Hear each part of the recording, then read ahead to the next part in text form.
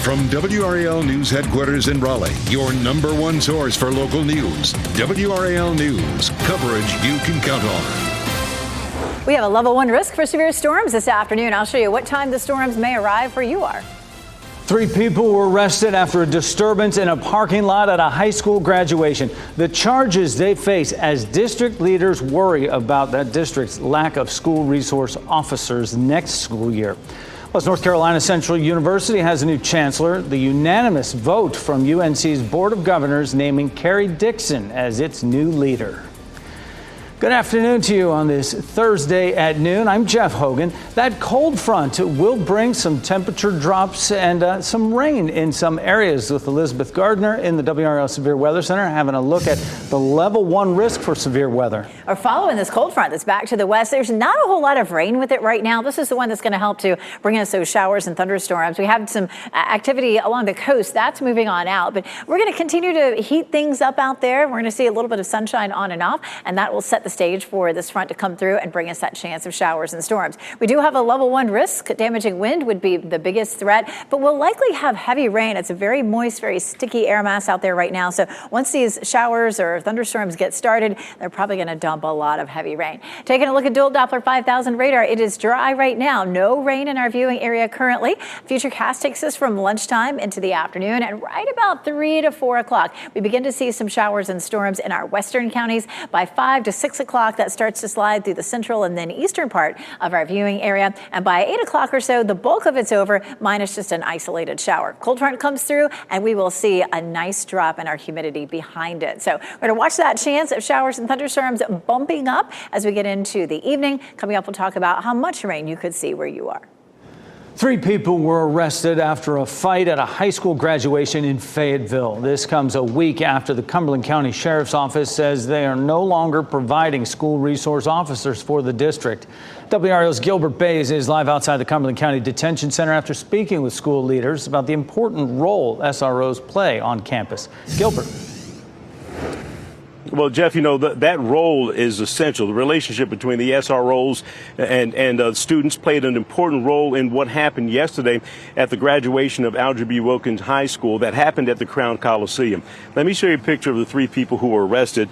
These are the 3 individuals. They face a variety of charges after that fight broke out in the parking lot. Elijah Council, that's a student, his mother Latoya Council, and Kissimmee Randall were arrested yesterday. I talked with Superintendent Dr. Marvin Conley this morning. He said everything inside the building was going on fine. The students had a beautiful graduation, but the school leaders got word that there might be a fight after the ceremony, and they were right. During the melee, the younger counsel was charged with disorderly conduct, but authorities say his mother and Randall brought guns onto campus. The school system security director says getting information from the SRO helped them beef up security ahead of the graduation. It is essential. Those positions that the SROs hold and the safe school coordinators are essential. They build rapport with the students, and it gives them someone comfortable in a safe space to talk to. Now, Randall faces several charges, including possession of a weapon on educational property and assault on a law enforcement officer. He was arrested on a $10,000 bond, spent the night here in the Cumberland County Detention Center. He'll be making his first court appearance this afternoon at 2:30. Meanwhile, the sheriff plans to meet with the school leaders and also essential members of law enforcement in this area this afternoon to talk about his proposal to withdraw the school resource officers and crossing guards beginning July 1st. Reporting live here in Fayetteville, Gilbert Bays, WRAL News. Gilbert, thanks. Garner family of 3 who died in a crash are being laid to rest today. It's happening at Corinth Baptist Church in Ellenboro as services for the Campbell family are just beginning. Tyler and Susan Campbell and their 8-year-old son Miles died in a crash that happened Memorial Day. Those services for the family will continue this weekend. A service is planned in Garner at a building Summit Church uses on Vandora Springs Road. That's set for Saturday, 3 p.m. The driver in the case, Jordan Porter, is facing second-degree murder charges. This is the first photo we're seeing of him. A family member provided it to WRAL. Porter has not yet been served, so we don't have a mugshot of him. Warrants say he was drinking alcohol and smoking marijuana before that crash. Happening now in the WRAL Live Center, a compromise bill now floating around the General Assembly. It will allow public to wear medical or surgical grade masks for the purposes of preventing the spread of disease or protecting others. It's a more narrow interpretation of the current COVID era exemption that is currently state law. Now, at issue was people wearing masks for health reasons being lumped in with people wearing masks, for example, during demonstrations like you see here, or to conceal their identity or committing crimes. Well, the State House and Senate are expected to vote on this compromise measure later today. We'll, of course, keep you posted online and in our later newscasts. Fayetteville Police Department is searching for a missing woman. Authorities are looking for 18-year-old Kirsten Cochran. They believe she was kidnapped and is in danger. Here's the information you need to know to help the police department locate Cochran. She's 5 feet tall, 120 pounds, black hair, brown eyes. She was last seen on Birchwood Way in Fayetteville with 3 suspects described as one white male and female and a black male. They were last seen in a gray SUV with unknown plates. Today, Gordon Cleveland, an employee at a gun store, will be back on the stand in Hunter Biden's trial on federal gun charges. New video shows Biden and his wife Melissa arriving at the Wilmington, Delaware courthouse for day 4. On Wednesday, the salesman testified he saw Biden fill out the federal form on which he's accused of falsely claiming he was not using drugs. Hunter's ex-wife and ex-girlfriend testified about his drug use yesterday as well. Hunter's ex-wife, Kathleen Buell, told the jury how she never saw him doing drugs, but often found drug paraphernalia in his car. Zoe Keston, an ex-girlfriend, said Hunter was still an active drug user around the time he filled out that background check. North Carolina Central University has named its new chancellor. The UNC Board of Governors elected Carrie Dixon as the new chancellor. She replaces Johnson Akinleye, who is retiring at the end of the month. He served for nearly 8 years. WRAL's Monica Casey is on NC Central's campus. And Monica, unanimous decision, we understand, in this. Yeah, Jeff, that's right. This is a well-known leader in the UNC system, and the excitement in the room here inside the student union for this pick was palpable here this morning. Carrie Dixon has worked within the system for the past 23 years. Most recently, she has served as chancellor of Elizabeth City State University. Her success there made headlines, growing enrollment by 70% and significantly improving faculty morale. Dixon is a first-generation college student, earning her bachelor's from NC State, her master's from UNCG, and a doctorate from NC State. In a one-on-one interview, the new chancellor tells me she has a wide-ranging list of priorities. Are really going to be focused on leveraging the legacy and the relationships that North Carolina Central already has in place with the community engagement, making sure that student success remains a priority. UNC System President Peter Hans and NC Central Trustee Chair Kevin Holloway say Dixon is the whole picture, a strong and empathetic leader. About 50 people applied for this job at NC Central, and the search process took months. The current and outgoing Chancellor Johnson Akinleye will have his last day on June 30th. Dixon will be the 13th Chancellor of this university. In Durham, Monica Casey, WRAL News. President Biden and First Lady Jill Biden marked the 80th anniversary of D-Day in Normandy, France this morning. If you want to know the price of freedom, come here to Normandy. Come to Normandy and look. Go to the other cemeteries in Europe where our fallen heroes rest. Go back home to Arlington Cemetery. Tomorrow. The president spoke at an event that was held at the American Cemetery, the final resting place for 9,388 Americans who died during World War II. He paid tribute to all 160,000 Allied forces who were involved in the operation on June 6, 1944, that changed the tide of the war. Several veterans who took part in the historic military operation were on stage with Biden. Police in Fayetteville are working to find out what led up to a shooting outside a hookah lounge. It happened this morning on Ramsey Street. Nick Perlin was there in the WRAL Breaking News Tracker with what we know about this incident. 3 people are hurt after a shooting at this hookah lounge in Fayetteville early this morning. Now take a look at this video from the WRAL breaking news tracker, and you can see Fayetteville police taping off this hookah lounge. We're told the shooting happened at around 2:30 this morning. 3 people were shot and taken to the hospital. We're told they are expected to be okay. We're still trying to find out what exactly led to this shooting, and we're trying to find out if Fayetteville police know who fired their gun early this morning. Once we have more information, we'll be sure to update you. In Fayetteville, Nick Perlin, WRAL News. Next at noon, closer to naming a running mate. Donald Trump's list for a vice president is narrowing. Experts reveal the likely top candidates. Also, more charges are coming for the suspected Gilgo Beach serial killer. The 2 new murder charges expected for Rex Heuermann. Plus, a tornado tore apart a Detroit suburb. The tragic death for one family when a tree fell on their house.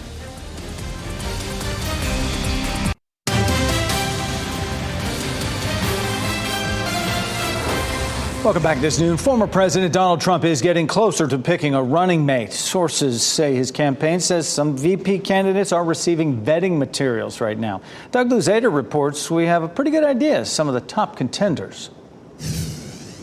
Thank you very much. Former President Trump at Mar-a-Lago last night hosting students and facing a few questions.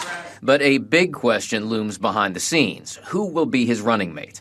There has been one report from ABC News saying the Trump campaign is asking for information from 3 candidates in particular: North Dakota Governor Doug Burgum and Senators Marco Rubio and J.D. Vance. Not a surprise here, because if you had asked observers who was on the list, they would have been actually on that list. I'm surprised that Tim Scott is not on that list, the South Carolina senator. He may actually be on it. And in fact, we're told the list is actually considerably longer, and it does include South Carolina Senator Tim Scott, who downplayed his possible role just yesterday. The only thing I'm talking to the President Trump about is how to make sure he gets 4 more years. There's always a debate about the role of VP candidates, but for both Biden and Trump, running mates take on new importance because both would be limited to just a single term.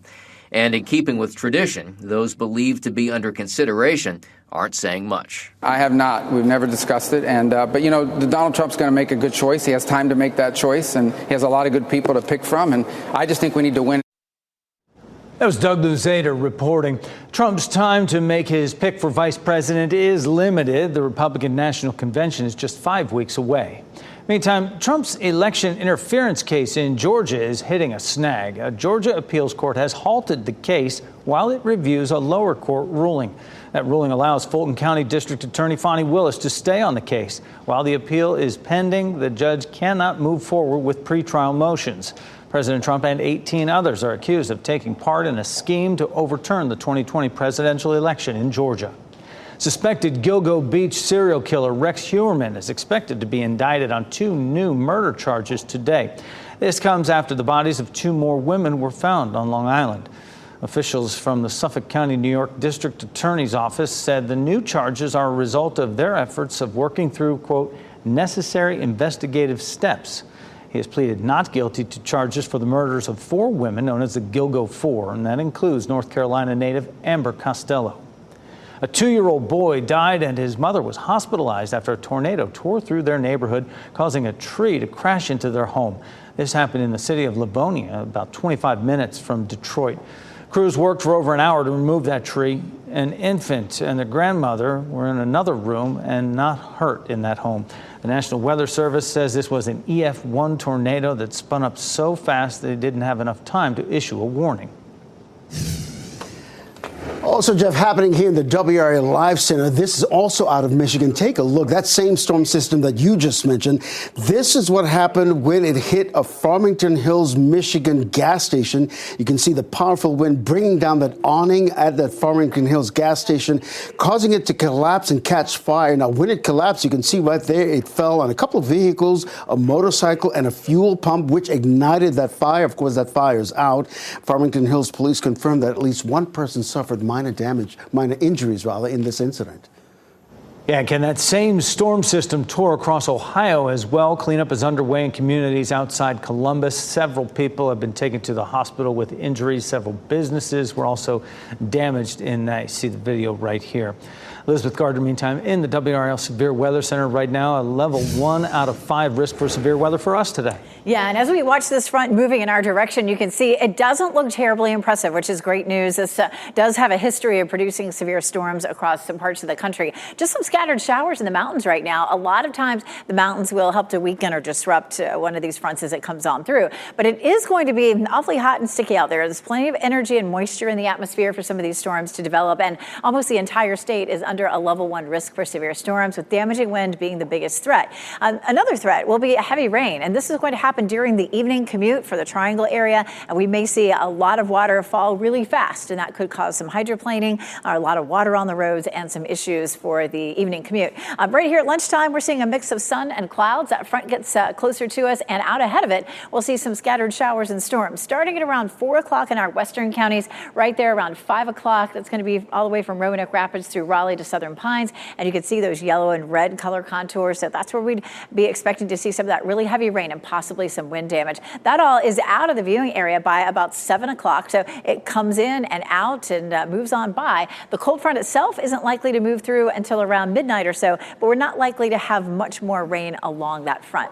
We take a look at what's happening out there right now. We have a lot of cloud cover in Cary, but there's a little bit of blue there, a little bit of sunshine trying to peek through as we take a look at what's happening there in Fenton right now. It is 84 degrees and breezy. We have southwest winds at 15 miles per hour. We're headed up to around 90 this afternoon. That southwest wind keeps pushing that tropical air in that's very warm and very moist and sticky. So we're seeing gusts right now in the Triangle up to 23 miles per hour. We're gusting to 19 in Roxborough, Rocky Mount, and Fayetteville. Of course, severe wind gusts are going to be 58 miles per hour or stronger. So it's breezy out there right now, but nothing that's going to cause any damage until we see that line of thunderstorms coming through. Weather watcher Dana Bergman sent us this beautiful picture of the coneflowers. It's one of my favorite flowers.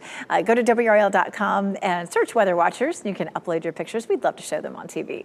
91 in Raleigh this afternoon, 90 in Durham, and 92 in Fayetteville. And with a tropical air mass in place, we're hitting 72 right now on the Muggy meter. It is likely to feel like mid to upper 90s. But that changes. Once the front comes through, it's going to sweep out all that humidity. And tomorrow, we're going to feel much more comfortable. We're going to drop it down 2 levels, from tropical to steamy down to humid, and then all the way to comfortable on Saturday. We're going to see it bump up a little bit on Sunday, but it may fall more on Monday and Tuesday. And here's why. Right now, you can see where all the humidity is shaded in green. The cold front comes through and pushes that offshore, allows a northwesterly wind to develop, which delivers a nice, cool, dry air mass from Canada. I say cool, it's still going to be in the 80s. But another front comes right behind it, and that's going to push some moisture in for Sunday. So Friday and Saturday will feel comfortable. This will send some moisture our way for Sunday, but behind it, we should see everything falling again. So the most comfortable day of the weekend will be Saturday. Still going to be warm in the mid 80s, but our humidity will be fairly low.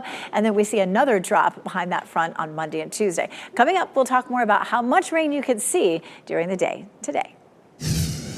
Happening now in the WRAL Live Center, we're following some breaking news out of Franklin County. We want to get right to these live pictures, courtesy of Sky 5 over that scene right now. At one point, there were a heavy police presence and deputies here on this scene on South Whitaker Street there in Franklin County.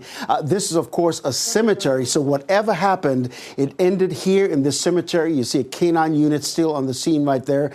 Of course, we're working to find out exactly what happened. We've got some calls into the Franklin County Sheriff's Office to determine why there was such a heavy police presence and why there was a need for a canine unit on that scene. Of course, as we get any new information into the WRAL newsroom, we'll of course share it with you. We'll keep following that. Ken, thanks. Father's Day is coming up quickly. If you need a last-minute gift for Dad, 5 on Your Side has some of the top deals happening in June. That's today at 4. Plus, how about this live look at Pinehurst Resort and Country Club, home of Pinehurst #2, where in just 1 week, the U.S. Open returns. Breezy out there right now. That'll be packed with pros. Tonight at 5, Brett Neese walks us through the massive 30,000 square foot merch tent, now open to the public.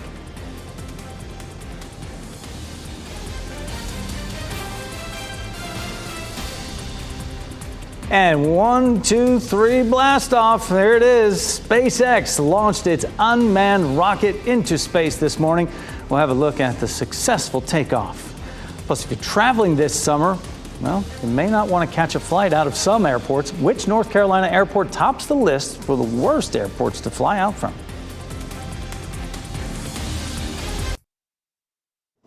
In Money Matters this noon, retailers are turning to body cameras for workers as a way to stop shoplifters. And Apple gets bumped from its spot as the second most valuable company in the U.S. Those are among today's business headlines with Maribel Aber. NVIDIA passed Apple yesterday as the second most valuable publicly traded company in the U.S. The maker of AI chips is now worth just over $3 trillion based on its stock price. It hit that milestone yesterday. Now, Apple's valued at just under $3 trillion. Microsoft is still number one at $3.1 trillion. For NVIDIA, the move yesterday came as its stock rallied another 5%. Shares are up 24% alone in the 2 weeks since it reported earnings. The company's artificial intelligence computer chips are in big demand by cloud computing firms building data centers. And Walmart is starting an annual bonus program for both full and part-time hourly workers. It's aimed at rewarding associates who stay with the retailer long-term. A worker will need to be with Walmart for a year or more to be eligible. The bonuses start at $350 and increase up to $1,000 a year based on how long the associate has been with the company. Walmart has been working to find and retain associates in a tight labor market. The chain says its average hourly wage is now close to $18. Retailers are turning to body cameras to stop shoplifters. Some security workers at TJ Maxx and Marshalls are now outfitted with the police-style cameras. An executive of parent company TJX says people are less likely to do something when they're being videotaped. TJX says video footage is only shared if requested by police or in response to a subpoena. And TJX is not alone. 35% of retailers say they're researching the use of body cameras, according to a recent survey for the National Retail Federation. And those are your business headlines. I'm Maribel Aber at the NASDAQ Market Site.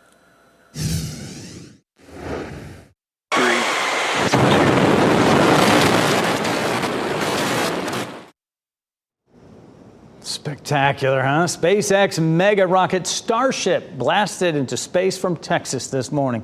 It accomplished its mission as its booster detached from the Starship, sending it towards space for a 90-minute trip. That booster splashed down in the Gulf of Mexico. SpaceX says the primary goal of this test flight is to survive a hot re-entry through Earth's atmosphere. That was an uncrewed blastoff. If you're traveling this summer, be warned, a new report is naming the worst airports to fly out of, and one in North Carolina is among them. Charlotte Douglas International made the list, compiled by a travel claims agency called AirHelp. The analyzed data is from more than 100,000 flights in the month of May. Charlotte came in third for the most disruptions. Dallas-Fort Worth and Houston's George Bush Intercontinental were the top two. Still ahead at noon, a new airline is landing at RDU International today, where you'll be able to go when you catch your next flight. And happening now, a funeral service is underway for a Wake County family of 3 killed in a crash. WRAL's Chris Levengood is listening in and will share how the stories being shared there, how their loved ones are remembering them. And here's a look at your winning NC Education lottery numbers on your screen right now.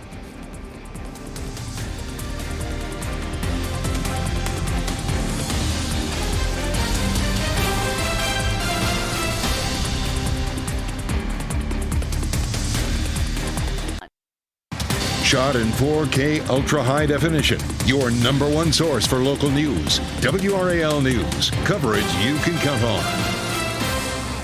Right now at 12:30, relatives and friends are together celebrating the lives of a Garner family killed in a tragic crash. The funeral service for Tyler and Susie Campbell and their 8-year-old son Miles got underway less than 30 minutes ago. WRAL's Chris Levengood has been watching that live stream and joins us now with the memories shared so far. And Chris, our community has really rallied behind this family since that crash in Garner Memorial Day. Oh, Jeff, I mean, this is just a heavy story. This one seems to have hit the community especially hard. And now today, loved ones had to pack a church and then walk near 3 caskets of a family gone, just like that. The funeral service is happening at Corinth Baptist Church in Western North Carolina. Pastor Mike Connor opened with a tear-filled prayer and read a letter from surviving loved ones. The Campbells were genuine to the core, hospitable, joyful, open, lighthearted, and always ready for a good time with friends and family. They made relationships with their most important priority. Their empathy was boundless. And it's a wonder their spirits were never hardened by life's challenges. The person accused of causing the crash that killed the family of three is 25-year-old Jason Porter. He is facing 3 counts of second-degree murder. Search warrants revealed Porter's wife told investigators her husband was drinking and smoked marijuana before leaving the home for work.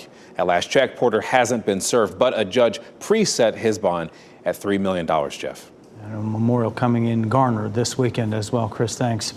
The man in charge of the North Carolina DMV is being questioned today about the ongoing delays. Hundreds of thousands of people have experienced those delays or are experiencing them right now. It's an issue we've been following for years, and WRAL's Sean Gallagher first brought you the story of the delays last month and joins us now from the legislative building. And Sean, what have we learned about this debacle? Yeah, Jeff, well, this meeting just ended here behind me, but it's largely been a morning of back and forth between the heads of the DMV and the manufacturer of these delays about what led to the delays going from roughly 2 weeks up to 8 weeks or more. And is this because of a DMV glitch or a mix-up that the manufacturer simply couldn't handle? Now, DMV Commissioner Wayne Goodwin explained a February glitch allowed more than 2,000 people to request a license that should not have been able to. And when the DMV caught the issue, they notified the manufacturer who halted production. But this stop caused a ripple effect, delaying more than 354,000 IDs and licenses from being sent out. But now, for the first time, we're hearing more about what this glitch looked like and how the DMV responded. It allowed folks who should have been prevented from renewing because they couldn't have a photo more than 16 years old. You know, when you're online, you can alternate between in-person and online. We halted the production on the 20th, then had to go through and continue printing those to get them all the way through, to then manually pull the credentials as per our instruction from the DMV. And that halt in production lasted 10 days while they manually pulled those improper IDs out without production starting again until March 4th. But we've learned by the end of this month that manufacturer should be able to complete the backlog, and the DMV says that they're switching to a new manufacturer beginning in July. At the Legislative Building, Sean Gallagher, WRAL News.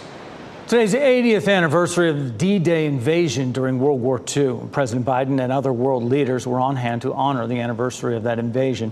Veterans who fought in the war are back in Normandy as well. Jay Gray takes a closer look at the event and the American heroes who will be honored. Well, a very moving, at times very emotional ceremony for many here at the American Cemetery in Normandy today. Dignitaries, leaders from around the world here, but the heroes they came to honor, clearly the most important guests during this very special anniversary day. The men who stormed the beaches here, the fighter pilots, those on board the ships just off the shoreline, the veterans who returned, and those marked by the headstones here, the ones who never got to leave this place. Among those dignitaries speaking today, of course, President Joe Biden, who shared these thoughts with the crowd that gathered. On behalf of the American people, and as Commander-in-Chief, it's the highest honor to be able to salute you here in Normandy once more. All of you, God love you. Just a true honor, a privilege to spend some time with these men throughout the week. I'm struck by something one of the D-Day survivors shared with me as he pointed out toward the white crosses here, tears in his eyes. He said, these guys, they were 17, 18, 19 years old. They never had the chance to have a family. He said, but because of what they did, I had a family and I got to live this long life because of their sacrifice, a sacrifice that continues to be honored here today. That's the latest from here at the American Cemetery in Normandy. I'm Jay Gray. Back to you. Our county-by-county coverage takes us to Edgecombe, Granville, and Cumberland counties. In Edgecombe County, there's where we start. A school resource officer and weapons detector stopped someone from entering an award ceremony with a gun. Alexis Ellis is charged with having the weapon on school property at Wimberley Elementary School. She was released on bond. No one was hurt, and there was never a threat to students or teachers. In Cumberland County, public pools got quite a workout in their first week of the summer season. More than 10,000 people visited 4 pools last week. The Lake Rim Aquatic Center saw 4,100 of those visitors. Pools and splash pads in Cumberland County are now open daily. Splash pads are free. Pools do charge a small admission fee. In Granville County, commissioners approved a budget that included a new property tax rate. Many residents will now pay higher taxes, even though the tax rate itself has dropped. That's because Granville is one of the many counties reevaluated property values this year, and the new tax rate is higher than the rate that would have been revenue neutral. Coming up, why the U.S. Olympic swim trials will have a different feel this year. Plus, a sad update to the story of Charlotte the Stingray. The newest information on that viral stingray's health journey. For news, traffic, and weather of the day, be sure to download the WRAL News app.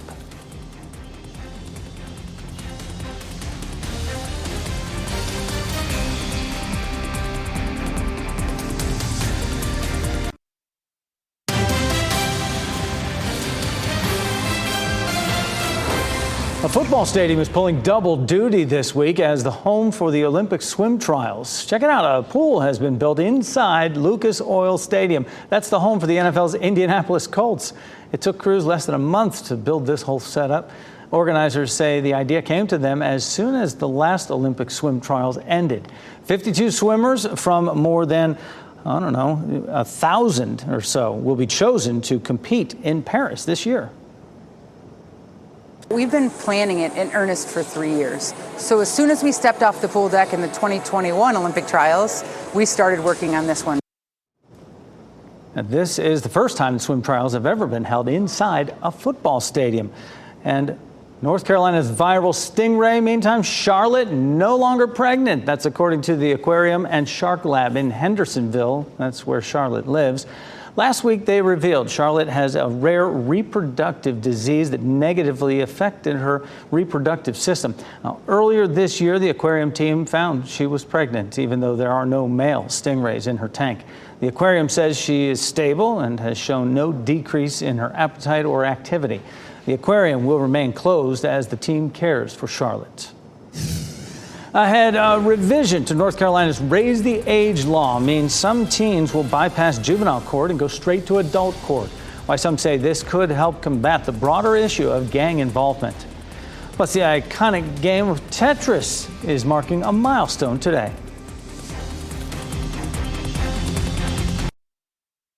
Less than 24 hours ago, North Carolina lawmakers voted to change the state's Raise the Age law. The legislation passed 71-33 in the House yesterday. That means 16 and 17-year-olds who commit violent crimes will bypass juvenile court and again automatically be tried as adults in North Carolina. In 2019, when Raise the Age became law, it was not automatic for 16 and 17-year-olds to be tried as adults. It was up to the district attorney to decide whether the juvenile charged with a violent offense should be transferred to adult court. WRAL investigative documentary reporter Kristen Severance spent months working on a documentary related to this very issue. It premieres tonight. She explains what she learned about gangs and young people in our state.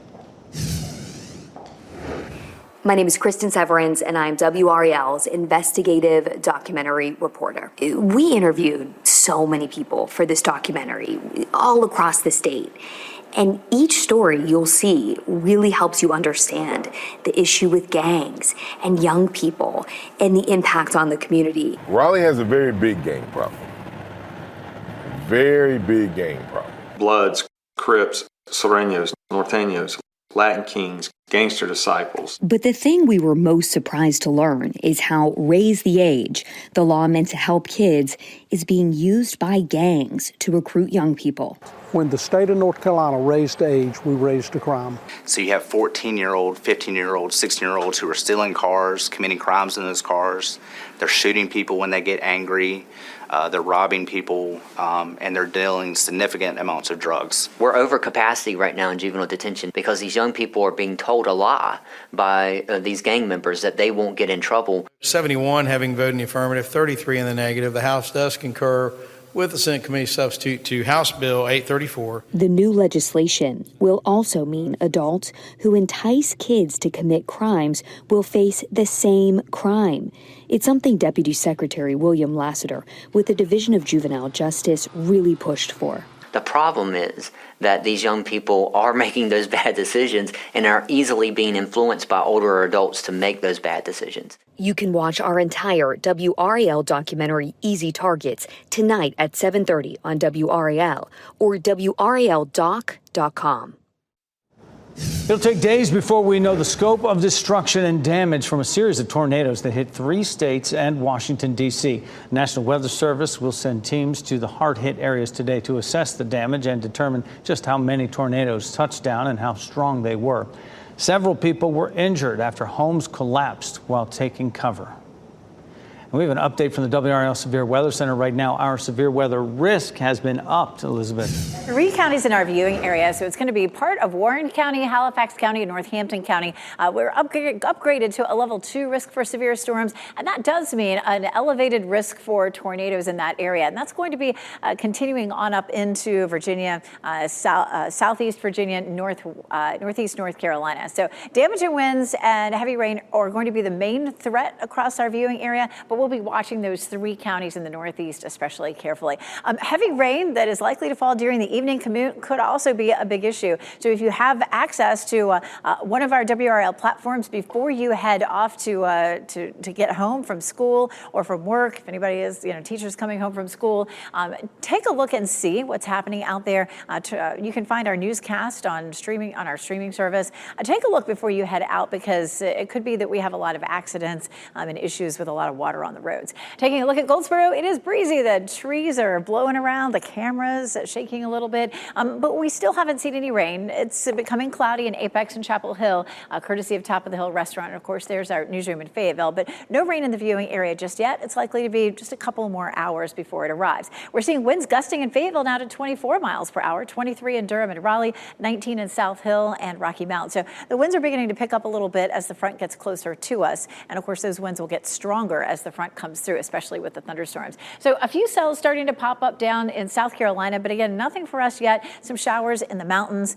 We can look at what we've seen over the area in the last 24 hours. We really didn't get a big push of thunderstorms yesterday. We had some showers and thunderstorms down into South Carolina, but generally our viewing area saw just about a trace to 0 precipitation. So here's a look at the timeline. At 2 o'clock, some of this is moving on out of the mountains and closer to us. By 5 o'clock, we have the potential for some scattered storms that could produce some heavy rain or possibly some isolated wind damage. And of course, that threat's going to be greater the farther north and east you go. By 6 or 7 o'clock, it's starting to move out of the viewing area. Might be an isolated shower along the front between, say, 10 or 11 o'clock, but we're not looking at much. And once the front comes through, it will deliver a much more comfortable air mass. It's very warm, very sticky out there right now. We'll drop our humidity nicely for Friday and Saturday. 50% chance of rain for it today, and then we're looking pretty dry, except for Sunday night. We could see an isolated shower or thunderstorm. How much rainfall? Most likely it'll be a quarter to a half an inch of rain because these storm systems will be moving through fairly quickly,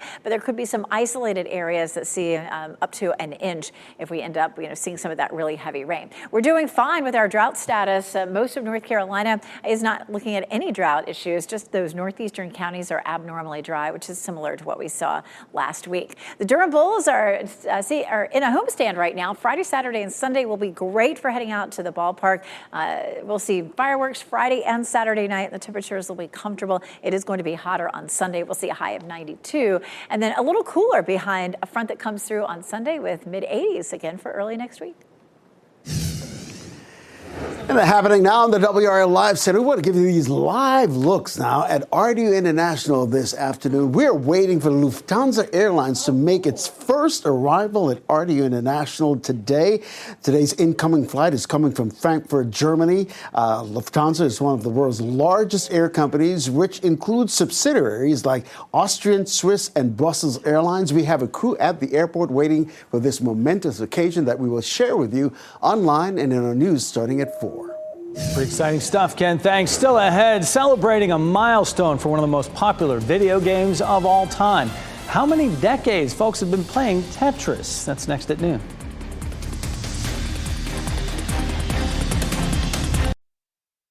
We wrap things up with a look at a few of the headlines we are following for you today. Right now, a Garner family of 3 killed in a crash are being laid to rest. Services are underway at Corinth Baptist Church in Ellenboro. Tyler and Susan Campbell and their 8-year-old son Miles died in a crash that happened Memorial Day.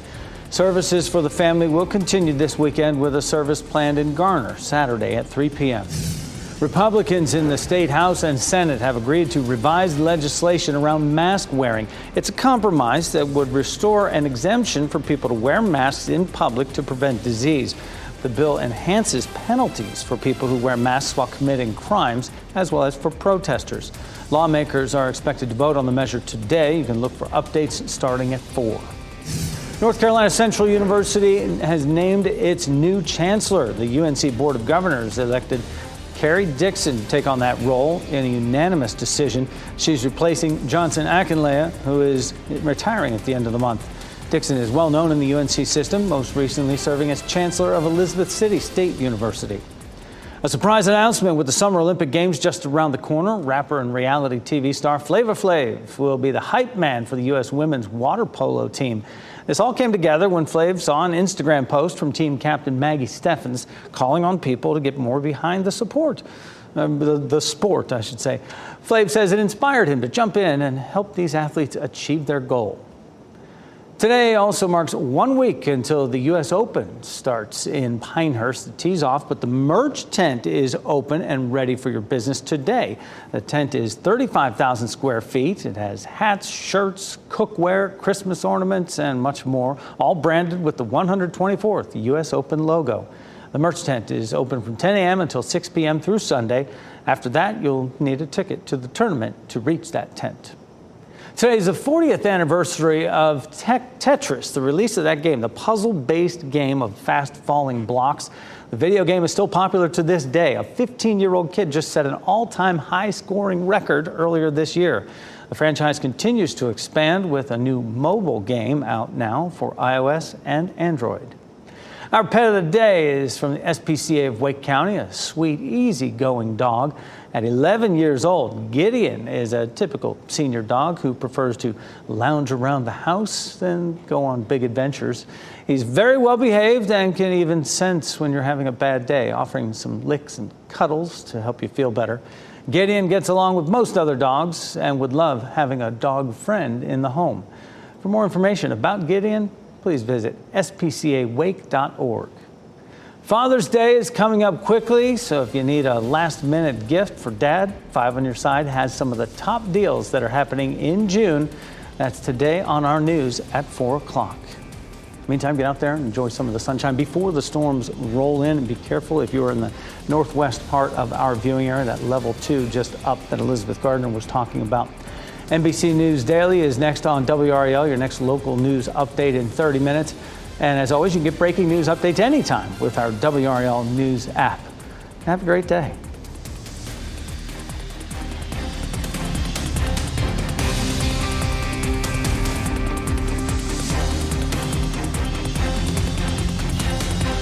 Keep watching WRAL News over the air Channel 34 and Spectrum Channel 1257.